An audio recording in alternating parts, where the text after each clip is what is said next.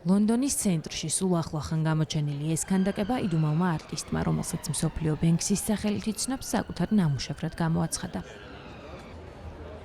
სკულპტურა აქ ერთ ღამეში გაჩნდა და საზოგადოების ყურადღება უმალვე მიიქცია. ფიგურა, რომელიც სენტ ჯეიმსის რაიონში დგას, კოსტუმში გამოწყობილ მამაკაცს ასახავს.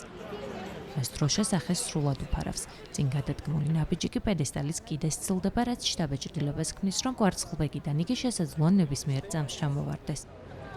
როგორც ანონიმი ხელოვანის მიერ ინსტაგრამზე გამოქვეყნებული ვიდეოდან ირკვევა, ფიგურა ლონდონის ისტორიულ რაიონში ღამით დადგეს. სიახლოვეს დგას მეფე ედვარდ მე-7-ისა და ფლორენს ნაიტინგელის ქანდაკებები, ასევე ყირიმის მემორიალი და სხვა სკულპტურები.